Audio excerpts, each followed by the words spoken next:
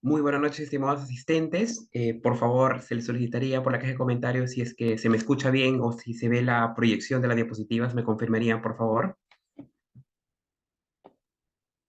Sí se escucha, profesor. Sí se ve. Ya, listo. También las PPT se ven correctamente, ¿cierto? Sí, sí, sí. Listo, muy amable, gracias. Muy bien, bien.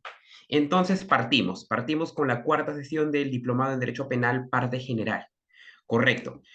El tema del día de hoy, como bien pueden ver en la lámina, es tipicidad, pero si han podido visualizar en su temario del diplomado, van a poder, digamos, percatarse que está desplazado en tres bloques, ¿no? Bueno, el día de hoy tipicidad, el próximo imputación objetiva y el tercero que es imputación subjetiva. En sí, los tres están hermanados, ¿no? O son parte, digamos, de un mismo eje.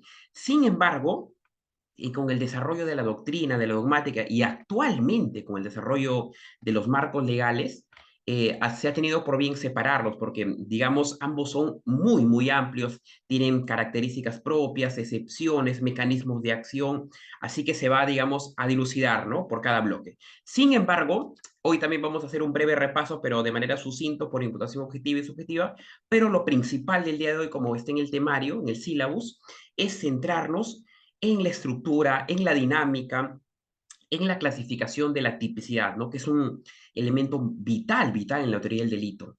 Prácticamente después del accionar, ¿no? En la conducta, vamos a ver si de verdad es algo que se enmarca en la tipicidad. Bien, algo solo para entender esta idea de tipicidad, en la universidad nos ponían un ejemplo, ¿no? El ejemplo era el siguiente. Nos decían, miren, imaginen una masa, ¿no? Una masa ya sea de harina o una plastilina, ¿no? Que, digamos, podría ser, no tener una forma clara, ¿no es cierto?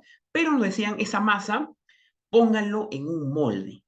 Es decir, encasíllenlo en algún lado, que tenga alguna forma. Supongamos que es un molde triangular, un molde rectangular, es decir, esa masa que no tenía una morfología clara, al ingresar esa masa en ese molde, ya podemos tener, ¿no? De forma rectangular, triangular, y eso es la forma de entender la tipicidad. Es decir, esa masa, ese fenómeno, al encasillarlo en algo, vamos a ver cómo se da la tipicidad. ¿Correcto? Entonces, vamos a partir por esa idea. Ahora, antes de ello, y nos va a ser de mucha utilidad para abarcar el tema del día de hoy, vamos a ver algunos saberes previos, que muchos de estos saberes, inclusive uno de los saberes que lo tocamos en la primera clase de las teorías de la pena, vamos a necesitar un tópico de ese punto para poder entender la conceptualización de la estructura aquí. Bien, a unos saberes previos. En la última clase habíamos hablado de la teoría del delito, ¿no? Y habíamos también indicado que es, o en opinión de muchos doctrinarios, ¿no? El punto eje, el punto fuerte del curso de Derecho Penal parte general. Es decir, la teoría del delito viene a ser la herramienta vital para entender la parte general. Y ojo, no solamente la parte general, ¿ah? Sino también cuando uno llegue a una especialización en procesal penal, es decir, ver la parte ya de la consecución del proceso, es de vital importancia también tener esta herramienta de teoría del delito. Es decir, un módulo de derecho penal parte general es, digamos, de vital fundamentación para poder llevar un proceso penal. ¿Por qué parte aquí, no? Porque, digamos, en el litigio, en los juicios, mucho más que saber el código procesal, lo que se necesita muchas veces es, de verdad, calzar esa conducta. Es decir, ya, si hubo un comportamiento inadecuado, antijurídico, etcétera, ver si ese desvalor se encasilla correctamente, ¿no? Porque a veces uno, por ejemplo, ¿no? Es algo que vamos a ver más adelante, el tema del dolo, ¿no? Si uno revisa, por ejemplo, imputaciones, va a darse cuenta que hay esa confusión entre, por ejemplo, ¿no? Dolo eventual, dolo de primer grado, dolo de segundo grado, culpa inconsciente, es decir, son características en ese terreno que en la práctica, al no, digamos, no tener un correcto dominio de la teoría del delito, puede generar confusiones. Así que esta herramienta es vital, ¿no es cierto? Entonces, a ver, en la última clase habíamos dicho sobre la teoría del delito y voy a adelantarme unas PPTs, ¿no es cierto? Que esta es la estructura base, la estructura matriz, la estructura que, digamos, la doctrina o en la actual aplicación en nuestra realidad se da, ¿no? la acción, la tipicidad, la antijuricidad y la culpabilidad. Es decir, el día de hoy vamos a ver este campo, que es la tipicidad, que se da, obviamente, ¿no? Después de que se dispare la conducta, la acción. Habíamos dicho que en el derecho penal las ideas no se castigan, ¿no es cierto? Porque estamos en un estado moderno, ¿no? Sino que lo que se castiga o lo que se busca o intenta castigar es la conducta, el comportamiento, lo que ha sido exteriorizado. Ahora, la pregunta viene aquí, ¿no? Todo lo que imaginamos y exteriorizamos es ilícito. No, no siempre, ¿no? Porque por ejemplo, ¿no? La mente humana es tan poderosa que puede, digamos, imaginar muchas cosas, pero no todo lo que imagina y lo que exterioriza es delito o no es delito, ¿no?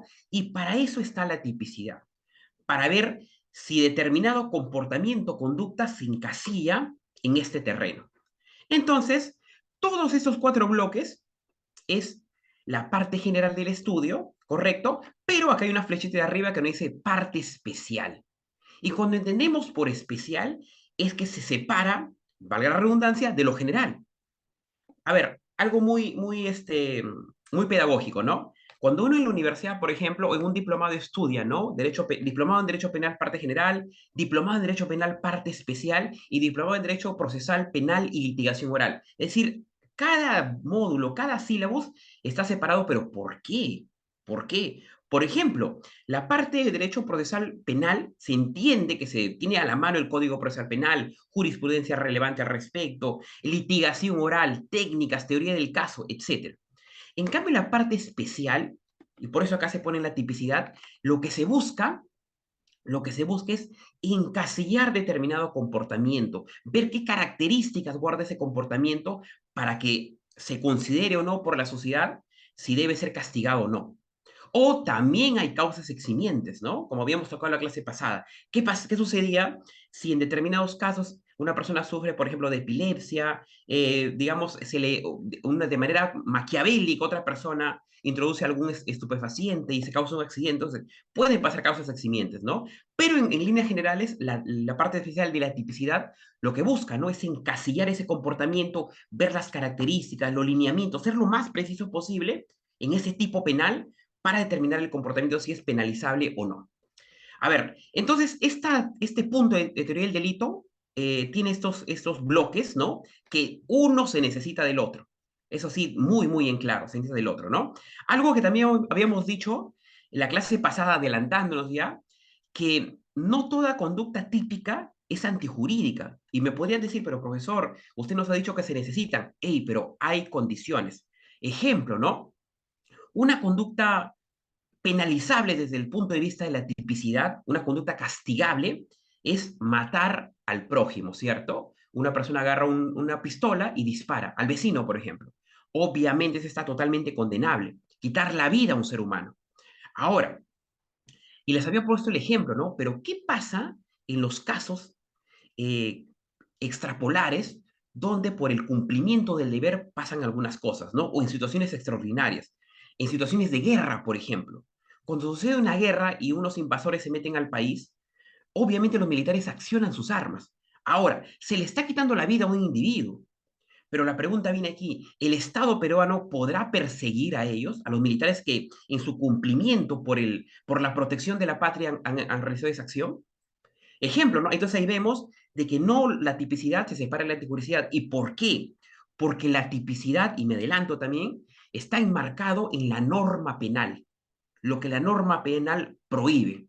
En cambio, la antijuricidad es la norma jurídica en general, es la estructura jurídica. Ejemplo, la Constitución. No todo lo penal digamos, entra en un fenómeno con la Constitución, ¿no? Entonces, parte por ahí.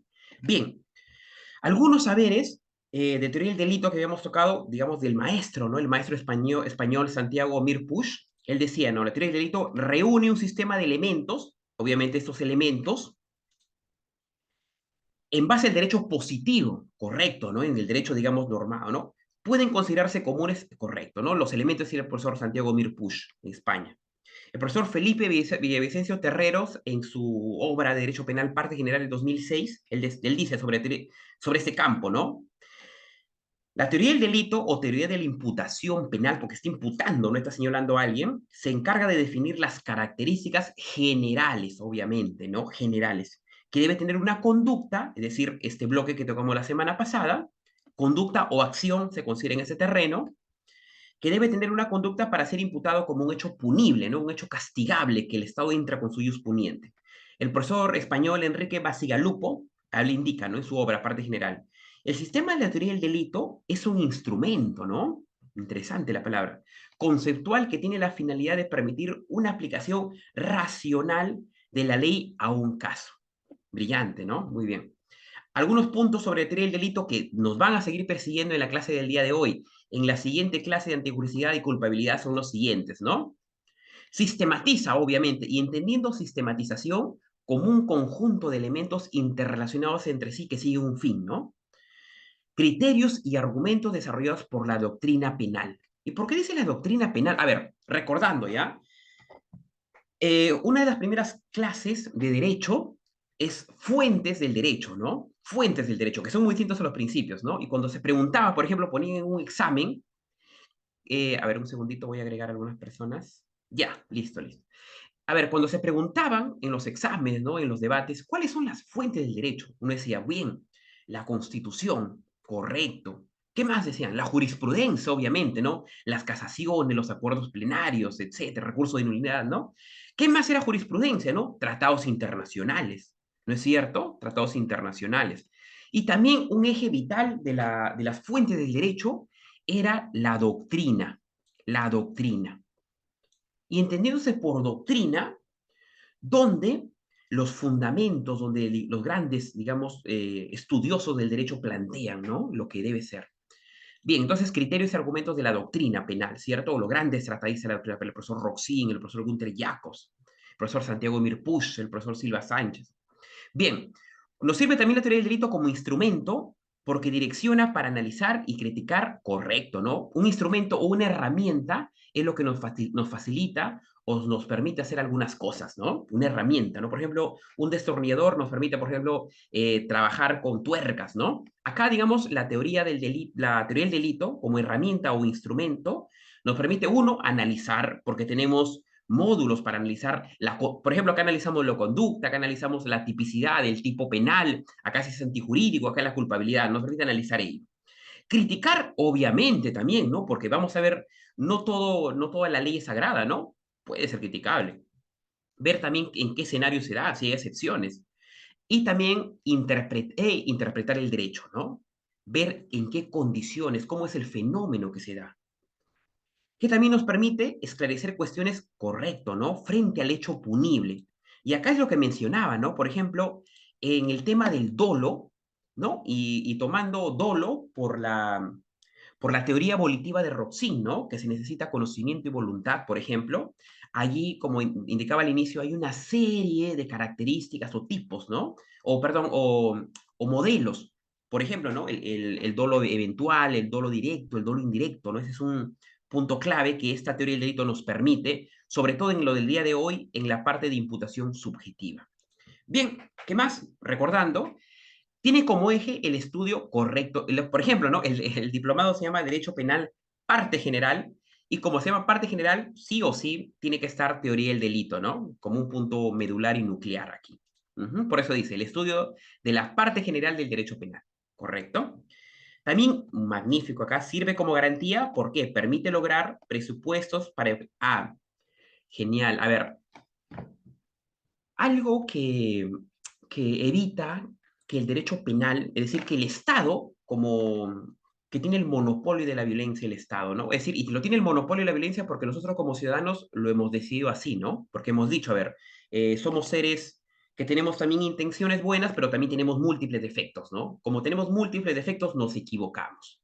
Por ende, hay que hacer un pacto social para que el Estado dé. Pero la pregunta viene aquí, ¿no? El Estado está compuesto por instituciones y funcionarios y el Estado también se equivoca, y se equivoca bastante.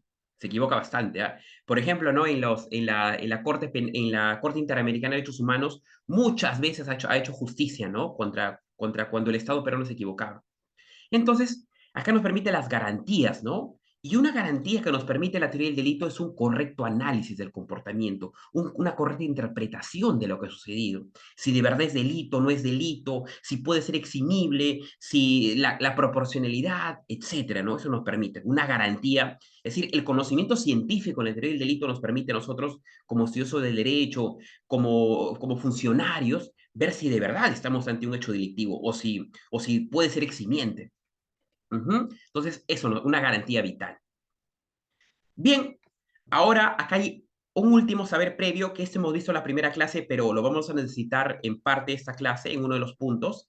Es, no sé si recuerdan, las famosas teorías relativas, ¿no? Y recordando nada más, habíamos dicho que, por ejemplo, las teorías absolutas, donde estaban los retribucionistas como Immanuel Kant, como George Hegel en Alemania, habíamos dicho que ellos solo buscaban el castigo, que proporcionalmente se castiga a alguien.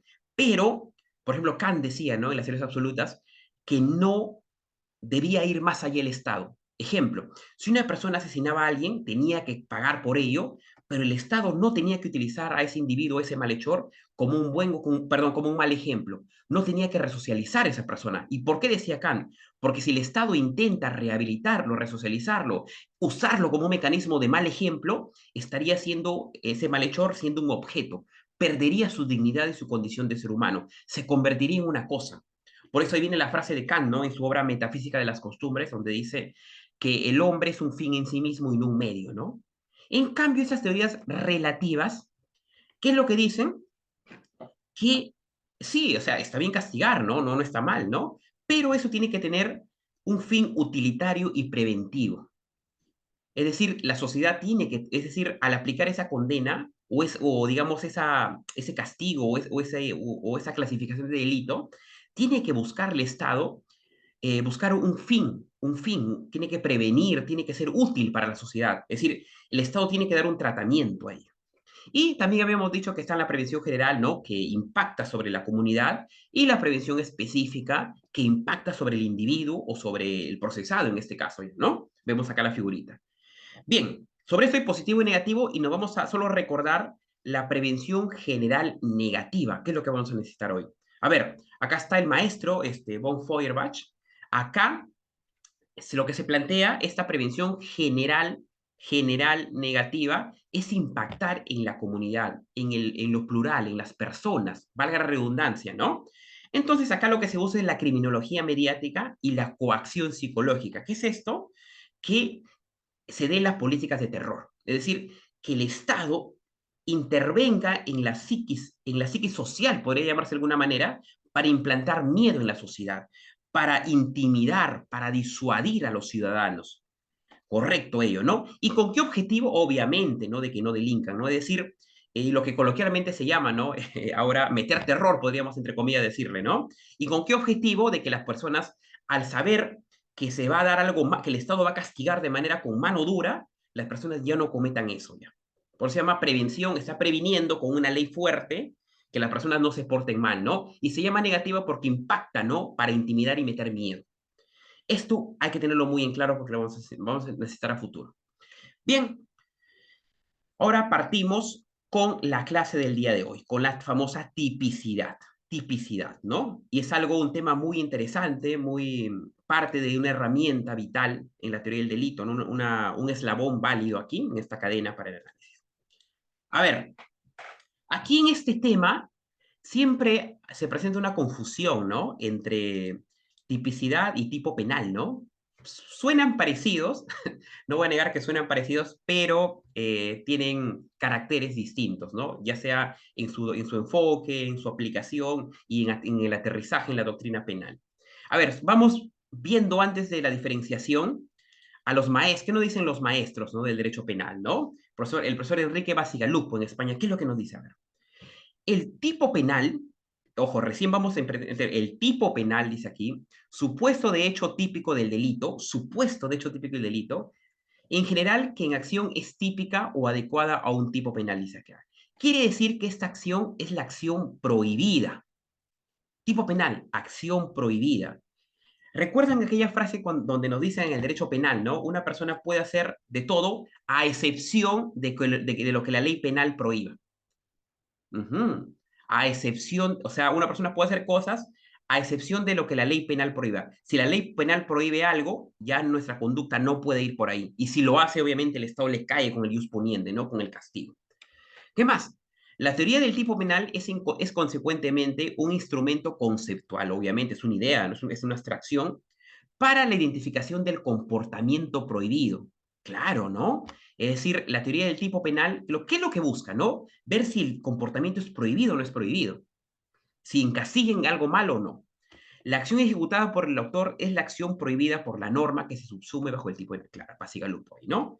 El maestro López Barja de Quiroga, ¿qué nos dice? A ver, la tipicidad únicamente nos indica que el hecho es subsumible, obviamente encasillado en algo, en la hipótesis penal, es decir, lo que está prohibido. Esto es la descripción previa de la ley penal, es decir, si la ley penal lo prohíbe, se subsume ahí que no se debe hacer.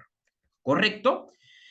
Ahora, hay, digamos, conceptos modernos del maestro Silvestroni que nos dice él, a ver, de la premisa de que el delito es una acción, como vimos en la clase pasada, se deriva la necesidad de que la ley lo individualice, ¿no? Si esa acción es buena, mala, si es penada o no es penada, ¿no? Mediante una descripción lo más precisa posible, obviamente, ¿no? No se debe caer en ambigüedades, tiene que ser precisa el tipo. La conducta penalmente relevante que será objeto del desvalor jurídico, es decir, del mal comportamiento, ¿no? Social. La herramienta utilizada por el legislador para llevar a cabo esta individualización es el tipo penal, al que se define como la descripción concreta y material de la conducta penalmente relevante. Correcto. Ahora, el profesor, por ejemplo, aquel profesor Felipe Villavicencio, en su obra Derecho Penal, parte general del 2006, él, por ejemplo, considera muy importante para analizar este punto el principio de legalidad, algo que habíamos tocado ahí hace dos clases, principio de legalidad. ¿Y por qué? A ver, recordando, ¿no? ¿Qué es el principio de legalidad? A ver, antes de ir a la conceptualización del maestro Villavicencio, ¿no? Habíamos dicho que el principio, a ver, un principio antes de ello era, digamos, una directriz, un elemento para garantizar una adecuada sistematización, un principio, por ejemplo, nos ayudaba a llenar vacíos ante la duda. El principio era la base, el fundamento de una acción, de un accionar jurídico, ¿no? Entonces, ¿qué dice Villavicencio aquí y por qué lo considera importante en este análisis? Porque él dice que tiene que estar el principio de legalidad presente aquí para que no haya abusos. ¿Y por qué el principio de legalidad? Porque el principio de legalidad garantizaba que una persona va a ser castigada siempre y cuando esa conducta anteriormente por el legislador haya sido tipificada que no se debe hacer. Repito, el principio de legalidad lo que nos garantiza es que si una persona se porta mal y va a ser castigada por ese mal comportamiento anteriormente ha tenido que ser prevista como un delito. Si eso no ha sido anteriormente prevista como un delito, a esa persona no se le puede imputar responsabilidad. El Estado no lo puede castigar porque estaría violando un principio fundamental del derecho penal, ¿no? Y también de la Constitución, porque eso también es un rango constitucional el principio. Entonces, ¿qué dice Felipe Villavicencio sobre ese tema? El principio de legalidad se precisa, clarifica y fortalece a través del tipo. Así se constituye una fórmula sintética que expresa el conjunto de límites que surgen del principio de legalidad para circunscribir con absoluta precisión la conducta. Correcto, prohibido, de manera. Entonces, brillante acá, ¿no? Lo que permite el principio de legalidad de manera conjunta con la tipicidad es garantizar, ¿no? Que sea precisa, que no se cometa abusos. Bien, a ver, en todo el aporte doctrinario vamos a resumirlo y explicarlo de manera directa, ¿no? Sobre tipicidad y tipo penal. A ver, ¿cómo lo diferenciamos? ¿Cómo lo vamos diferenciando? A ver. Porque, digamos, muchas veces escuchamos, ¿no? Tipicidad, tipo, pero a veces parte esa duda, ¿no? Parte esa duda.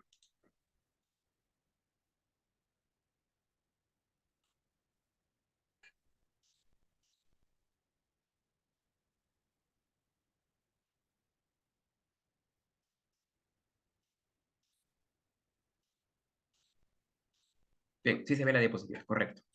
Ujú. Listo, entonces listo. A ver, acá vemos, y ojo, vamos guiándonos de la doctrina, ¿no? Y ojo, sobre lo que nos ha planteado ya. A ver, vamos a ver. Primero arriba vemos tipicidad. Y abajo vemos tipo penal. A ver, puntos claros, puntos claros. A ver, La tipicidad vamos a entenderlo, el segundo bloque viéndolo, ¿no? Como una cualidad o característica. Y acá cualidad no estamos hablando estrictamente de un talento, ¿no? Ni de una virtud, sino de qué es lo que caracteriza algo. Cuando dice cualidad, ¿qué es lo que tiene algo? Y cuando alguien le dice, ¿no? ¿Cuáles son tus cualidades? Le preguntan a alguien. Uno puede decir, bien, bueno, yo sé jugar fútbol, sé jugar básquet, sé tocar guitarra. Es algo que caracteriza a alguien y que puede decir, miren, yo me puedo identificar porque sé tocar guitarra, yo digo que esa cualidad me pertenece porque es algo que se desarrolla en mí. Entonces, es algo que moldea, que enfrasca a una persona. Entonces, cualidad o característica, ¿no? Es decir, en cómo podemos más o menos describir la tipicidad, ¿no? ¿Qué más vemos acá? A ver, ¿qué más? Ojo, y esa característica se le atribuye a la conducta que se adecua al tipo penal. Correcto, correcto. Acá, por ejemplo, también Muñoz Conde nos dice, ¿no? Sobre este punto, ¿no? Sobre la tipicidad, dice, ¿no? Para Muñoz Conde, ¿no? Maestro español, también derecho penal, dice, sobre la tipicidad. La adecuación de un hecho cometido, dice, a ver, vamos a tomar un hecho cometido y vamos a adecuarlo en algo, dice. La adecuación de un hecho cometido a la descripción que de ese hecho se hace la ley penal. Entonces, tenemos un hecho prohibido, ¿no? Perdón, un hecho cometido, ojo, cometido recién, y vamos a ver si describiendo ese hecho cometido ya en base a la conducta, vamos a ver si esa descripción se enmarca en una ley penal que lo prohíbe. Clarísimo, ¿no? Se toma la conducta, se analiza por tipicidad y vemos que si analizando esa conducta vemos si esas características o cualidades están prohibidas por la ley penal. Bien, vamos a ver ahora el tipo penal. Ahora dice, ¿qué es el tipo penal? Es obviamente aquí, y podría sonar redundante, ¿no? Pero se pone para clarificarlo más, ¿no? Dice acá, acción humana, acción humana. Y acá, por ejemplo, en la universidad, nos planteaban algo, ¿no? Nos planteaban algo, decían, ¿qué sucedería si un buen día llegan los ovnis, y los ovnis empiezan a disparar con sus rayos láser, ¿no? Empiezan a, digamos, destruir ciudades, bienes jurídicos, obviamente, ¿no? Empiezan a, digamos, a atentar contra la vida, ¿no? Muchos ciudadanos perecen. Y ahora esos ovnis son derrotados los ovnis, ¿no? Por el ejército. Los ovnis son capturados y pregunta, ¿se podrá a los ovnis imputar responsabilidad penal? Eso, ese, digamos, era una metáfora, digamos, un ejercicio que nos hacían en la universidad, ¿no? Puede sonar trillado, pero era algo, ¿no? Entonces, había un debate, ¿no? Pero decía, miren, pero los ovnis están alterando el orden, están dañando bienes jurídicos, han arrasado con ciudades enteras, etcétera, ¿no? Entonces, pero ahí, digamos, se planteaba en base al estudio sistemático del derecho penal, decían, hey, cuidado, cuidado.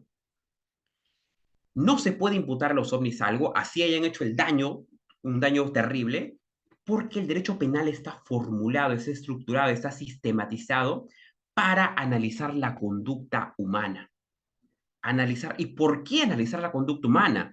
Porque a lo largo de la historia, los grandes maestros de derecho penal han ido estudiando el comportamiento, fenómenos criminológicos, comportamientos inadecuados, causas eximientes, etcétera, ¿no? Por ejemplo, los ejemplos que tomamos en la clase pasada sobre conducta, lo decíamos, ¿qué sucedería si en una escalera eléctrica Juan está en la parte de abajo y unos escalones más arribita está su amigo Martín? Y Martín sufre de un ataque epiléptico. Convulsiona Martín lamentablemente por la enfermedad y topa sin querer a su amigo que está bajo Juan. Lo topa con su pierna, por ejemplo, y Juan empieza a rodar las escaleras, cae a la planta, ¿no? Y se rompe el cuello y fallece. Entonces, ahí podríamos imputar un hecho penal. O sería, digamos, una excepción, ¿no? El análisis porque sufre, digamos, de una enfermedad, ¿no? De la epilepsia.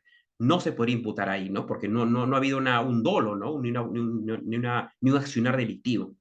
También decíamos, ¿no? ¿Qué pasaba si una persona conduce en estado de ebriedad y causa un accidente? Pero ¿qué sucede si se determina que esa persona ha sido, digamos, en su bebida, ¿no? Cuando estaba en esa reunión, le han puesto, por ejemplo, un somnífero, un alprazolam, o unas pastillas, ¿no? Que lo han sedado. Parte por ello también, ¿no? Parte por ello también. Entonces, esto analiza conductas estrictamente humanas.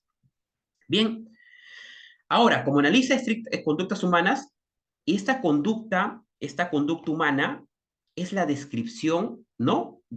A ver, a ver, esta conducta humana, como decía, ¿no? Que solo está estrictamente para analizar el accionar del comportamiento propiamente dicho, ¿no? Nos sirve entonces como un instrumento legal, ¿no? Y este instrumento legal, obviamente, es la descripción de la acción humana considerada punible. Se considera punible en el tipo penal. Entonces, en el tipo penal describimos. En la parte de tipicidad, analizamos la cualidad o característica que atribuye una conducta que se adecua al tipo penal. ¿Correcto? Entonces, vamos viendo que acá es una cuestión descriptiva en el tipo penal, para avanzar. Vamos a ver más diferenciaciones, a ver.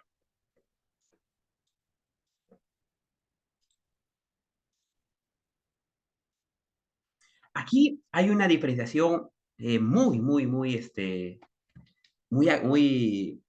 buena, ¿no? De los profesores Muñoz Conde y García Arán, profesores españoles. Él cuando se planteó la pregunta, ¿no? Sobre diferenciar tipo penal y tipicidad, él dice lo siguiente, a ver.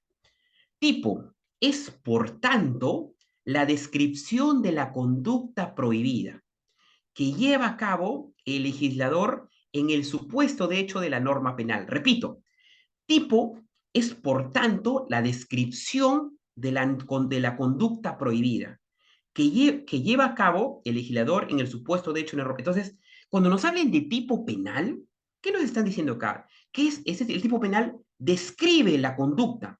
¿Qué es lo que no se debe hacer? La describe. Y ahora, esa descripción de la conducta, ¿quién lo ha tenido que redactar? Obviamente el legislador, ¿no es cierto? El legislador dice, tal cosa no se puede hacer porque, bueno, yo en el Código Penal describo así. Entonces, cuando nos dicen de tipo penal, es la descripción de la conducta prohibida. ¿Y quién describe esa conducta prohibida? ¿Quién plasma? El legislador, obviamente, ¿no? El legislador. Ujú. Y sobre tipicidad, ¿qué nos dicen los maestros? La tipicidad es, como hemos dicho acá, ¿no? Cualidad, también dicen acá, ¿no? Es la cualidad que se atribuye a un comportamiento cuando es subsumible en el supuesto de hecho de una norma penal. Repito, tipicidad es la cualidad que se atribuye a un comportamiento cuando es subsumible, es decir, cuando ese comportamiento, ¿no? Cuando esa exteriorización es subsumible en el supuesto de hecho de una norma penal. Correcto, correcto. Entonces, partimos por esa idea. Si hubiera alguna pregunta ahí, de mi parte, encantado. Si no, continuamos.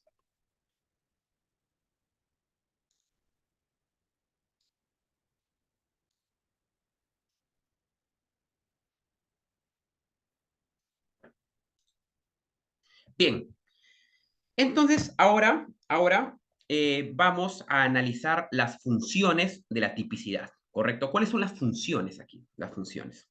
Ujú. Acá tenemos, digamos, vamos a considerar cuatro, ¿no? Porque acá, digamos, si ven algunos libros van a ver más menos, pero vamos a considerar cuatro. Y vamos a empezar a analizarlos desde la doctrina y de su parte aplicativa. A ver, función seleccionadora de la tipicidad. Función seleccionadora. A ver. Primero, antes de sistematizarla y resumirlo, ¿no? Y de explicarlo con detalle. A ver, vamos a ver qué nos dice el maestro Felipe Villavicencio en su obra Derecho Penal, parte general del 2006, ¿no? Él dice sobre la función seleccionadora. Por la función a ver, ya vamos, digamos, aterrizando la idea, ¿no? ¿Qué entendemos por seleccionar algo, no? Vamos a ver cómo seleccionamos algo, ¿no? Que, por ejemplo, cuando dicen la selección peruana de fútbol, se entiende que una selección es porque han sido tomados determinados ciudadanos para una determinada actividad que obviamente los expertos como el director técnico o la asociación de fútbol consideran, ¿no? Que tienen esas cualidades o características para pertenecer a una selección. ¿No es cierto? Vamos por esa idea, a ver, partiendo por esa idea. ¿Qué dice el maestro Felipe de Vicencio?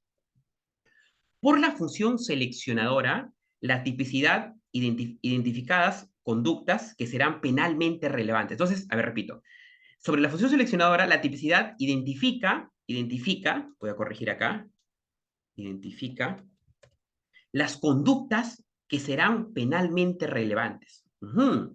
El legislador va a escoger, la palabra escoger, seleccionar, entre todas las posibles conductas antijurídicas, dice aquí. Aquellas que impliquen posibles afectaciones de bienes jurídicos importantes, como por ejemplo la vida, la libertad en los secuestros, ¿no? Así, esta función da cumplimiento al principio de intervención mínima del derecho penal. Correcto. A ver, Cuando dice intervención mínima del derecho penal, y esto es algo, este es un debate, ¿no? Es un debate. Por ejemplo, ¿no? El principio, cuando tocamos el principio de intervención mínima del derecho penal, es decir, que el derecho penal, y ahí viene la palabrita, ¿no? Última ratio, esa palabrita, ¿no? Es algo criticable en la sociedad. ¿Por qué? Cuando pasa algo malo, por ejemplo, en la actualidad, vamos a ver, ¿no? Vamos a analizar nuestra sociedad peruana. El legislador o los políticos le quieren, o sea, se quiere resolver todo con el derecho penal. Por ejemplo, dice, no, ya tal cosa, cadena perpetua. Tal cosa, hay que incrementar la pena 20 años más. Tal cosa, hay que ser más severos. Pero pregunta, ¿el derecho penal de verdad solucionará el fenómeno delictivo? O sea, ¿lo soluciona de verdad? O sea, ¿qué dicen los grandes criminólogos, ¿no? Los estudiosos del fenómeno? Es decir, al aumentar penas, ¿de verdad se solucionan los delitos? ¿Se soluciona la delincuencia? Es decir, los países desarrollados, los países nórdicos, por ejemplo, donde las cárceles están algunas vacías, la pregunta viene aquí. Noruega, Suiza, por ejemplo, ¿no? Austria, ¿esos países han logrado solucionar el fenómeno delincuencial aumentando las penas o lo han hecho generando mayores oportunidades laborales, dando salarios justos, dando un seguro social válido, dando oportunidades educativas, etcétera, dando becas válidas, ¿no? Entonces, vamos viendo de que el derecho penal, por eso dice, ¿no? Es la última ratio.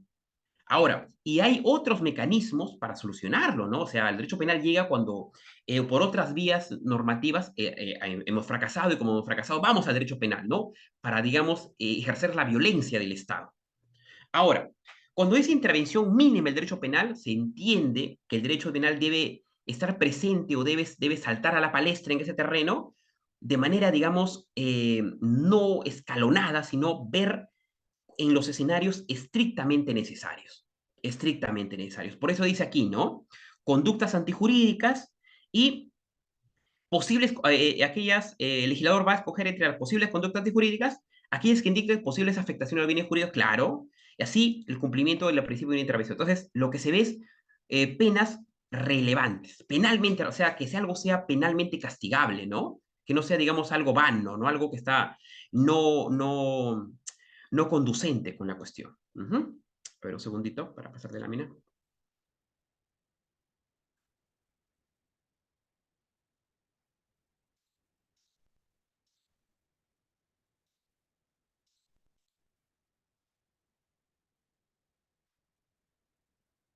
Entonces, a ver, vamos viendo que la función seleccionadora, ¿no? Valga la redundancia, escoge, toma, filtra, selecciona también determinadas conductas, ¿no? Obviamente toma las más graves que ocurren en la sociedad. ¿Para qué? ¿Para qué? A ver, selecciona determinadas conductas más graves, acá vemos aquí, ¿no? Con mi puntero, con el puntero mouse. Y cuando selecciona las conductas graves, esas conductas que dañan bienes jurídicos penalmente, ¿no? Relevantes, lo que se busca al identificar, al seleccionar algo, busca plasmarlos. ¿Y cómo, a ver, ¿y cómo se plasma una ley penal? Obviamente, perdón, ¿cómo se plasma una conducta inadecuada en una ley? Nuevamente, principio de legalidad presente ahí. Es decir, ejemplo. A ver, vamos a ver cómo a veces genera un poco de ironía esto, ¿no? Ahora, digamos, el consumo del alcohol es algo normalmente aceptado, y hasta en algunos países hasta culturalmente, ¿no? Ahora, hubo una época en Estados Unidos donde se prohibió el alcohol. Se prohibió el alcohol. Ahora, entonces, el que hizo el legislador penalizó la venta del alcohol, por ejemplo, penalizó y perseguía, ¿no? Con los órganos, ¿no? Procesales, la policía, el Ministerio Público, perseguía a las personas que delinquían, ¿no? O sea, ahora, por ejemplo, puede sonar un poco irónico ello, ¿no? Pero en esa época se perseguía. Entonces, el legislador norteamericano, bueno, bajo su juicio, ¿no? Debatible, porque al final terminó derogando esa ley, ¿no? Dijo, no, vamos a plasmar que el que vende alcohol va a ser castigado por el Estado. Se hizo ello. El legislador norteamericano consideró que esa conducta de vender alcohol era negativa y por eso la castigó. Pero para castigarlo, antes de ello, por el principio de legalidad, tuvo que ser plasmado en su normativa penal norteamericana, ¿no? Entonces, seleccionadora, dice aquí. Entonces, analiza las conductas y ve las penalmente relevantes, ¡pum!, para plasmarlas y después tener ya un pretexto para sancionar, ¿no? Perdón, una fundamentación del principio de garantía para sancionar. Pasamos a la segunda. Si hubiera alguna pregunta, chicos, me pueden interrumpir en cualquier momento, ¿no? Porque es un tema muy interactivo, ¿no? De múltiples ejemplos, así que con total confianza. Función garantista. Función garantista. A ver, antes de ir a la explicación de los ejemplos, vamos a ver qué nos dice un gran referente, ¿no? El maestro, ¿no? Felipe Villavicencio. ¿No? Que dice, a ver, la función garantizadora de la tipicidad es una consecuencia, dice acá, del principio de legalidad. Claro, principio de legalidad, ¿no? El tipo legal permite al ciudadano un conocimiento seguro en cuanto al límite entre la conducta sancionada y la típica, cumpliendo así Claro, claro. De hecho, lo que nos permite aquí, y es por eso que lo había citado al inicio, porque acá, por ejemplo, el maestro Felipe Villavicencio acá analiza la función garantizadora, ¿no? En la función garantista de la tipicidad. Él dice aquí, ¿no? Y por eso lo plasma en su libro, el maestro, ¿no? Dice acá. El principio de legalidad se precisa, califica y fortalece a través del tipo penal.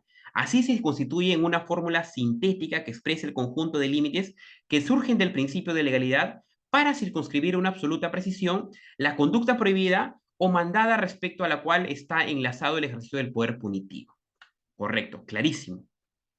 Es por eso que en la función garantista vemos aquí, ¿no? Vamos a ver, vamos a analizarla ya, vamos a analizarla.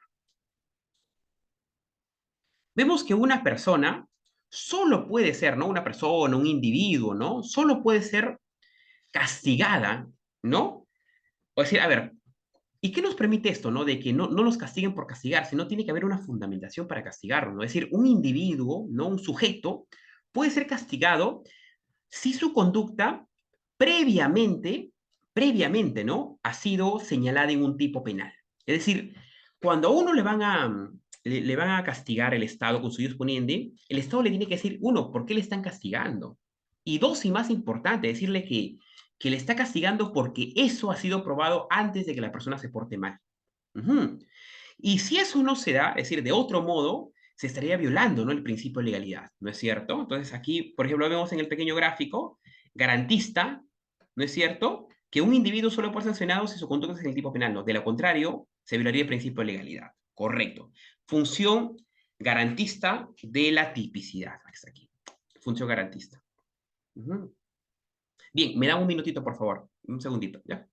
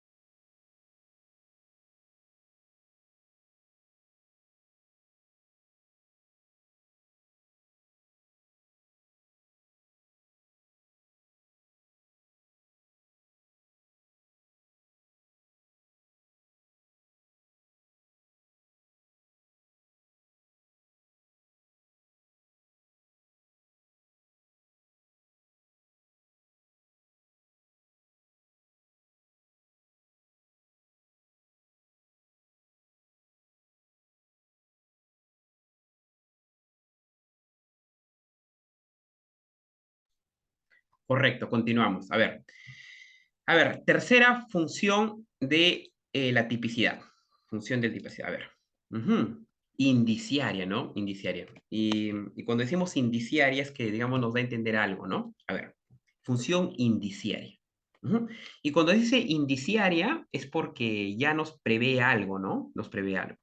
Bien, qué no dice la doctrina? Cumple, es decir, la tipicidad, ¿no? Cumple una función indiciaria que supone que la realización del tipo legal es solo ratio conociente, ¿no? Es decir, que tiene que estar predispuesto para la antijuricidad. Correcto. Es un conocimiento provisional que será completado cuando se determine la antijuricidad contrario de la realización, correcto. Entonces, acá vemos que sale a tallar la antijuricidad, ¿no? sale a detallar la antijuricidad, que es, que repito, porque eso es lo que vamos a ver la próxima clase, es decir, el próximo miércoles, que es un elemento que está concadenado, ¿no? Concadenado acá, antijuricidad. ¿Y por qué entonces la función indiciaria, por qué lo toma de gran relieve, ¿no? ¿Por qué, digamos, va ahí, ¿no? Y acá vemos una palabrita, también vemos la contravención, y vamos a entenderlo de esta manera, ¿ya? La contravención de la ley penal crea un indicio, obviamente, ¿no? Un indicio refutable, valgan verdades, de los tipos penales. Lo que se busca acá en breves términos, es motivar a las personas para que no cometan.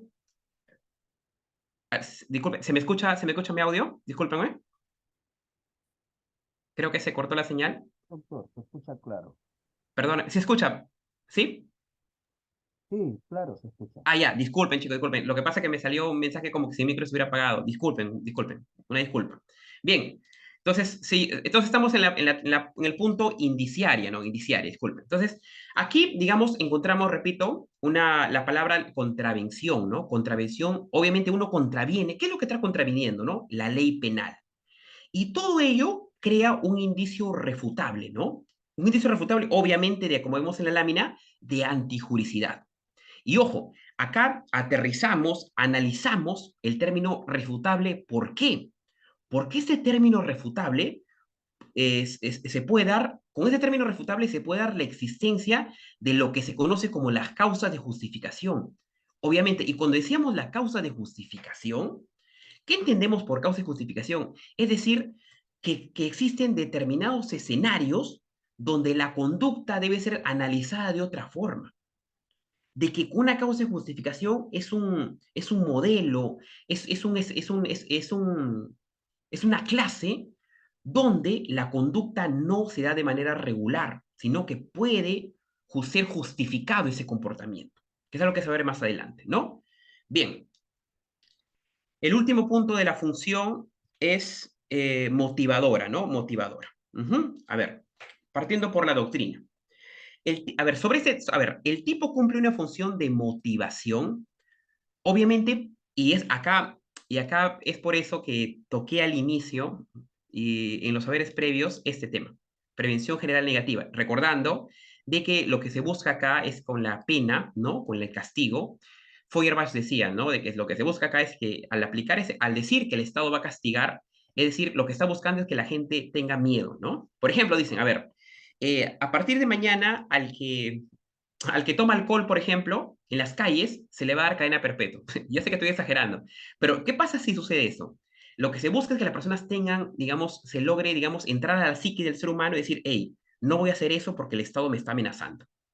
Ahora, sobre esto del alcohol, hay países en el Medio Oriente donde sí está totalmente prohibido el alcohol, ojo, ¿ah? Por ejemplo, no sé si en el último mundial en Qatar, ¿no?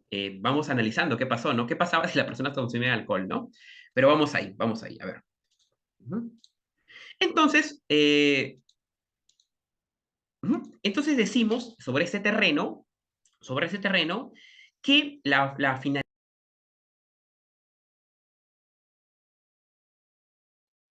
Se le fue el audio.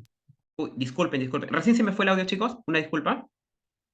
Sí, sí. Ah, ya. Gracias, Ezequiel. Muy amable. Discúlpeme, chicos. Ya no sé, creo que hay un problemita conmigo. Ya. Entonces, lo que se busca con la función motivadora en la tipicidad es, y ojo, es decir, que los tipos penales, ¿no? Busquen enervar, generar algo en las personas, ¿no? ¿Y con qué objetivo motivan para que no cometan las conductas sancionadas, ¿no? Y obviamente aquí estamos hablando de la prevención general negativa, ¿no? Porque, a ver, en breve resumen, los tipos penales, y recordando por tipos penales, que es la descripción de la conducta prohibida, ¿no es cierto? Esa descripción de la conducta prohibida, esa descripción de la conducta prohibida, lo que busca es que la gente no cometa esas cosas malas. Es decir, que esa ley diga, hey, ese tipo penal, esa ley, que no cometa cosas malas. Y obviamente se llama prevención general negativa, ¿no? Porque lo que busca es aterrorizar a las personas para que no cometan. Si no decir, si te portas mal, te vamos a castigar, ¿ah? Prácticamente eso, ¿no? La teoría de de la coacción psicológica de Feuerbach, ¿no? Bien planteada acá. Bien, continuamos si no hay ninguna pregunta, chicos.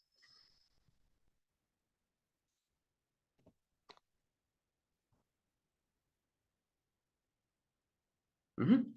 Ahora vamos a analizar dos puntos antes de irnos a los elementos que, y a la clasificación, ¿no es cierto? Que es un poquito amplia, ¿no? Pero es a la vez entretenida si lo vemos con ejemplos, ¿no? Bien, juicios de tipicidad.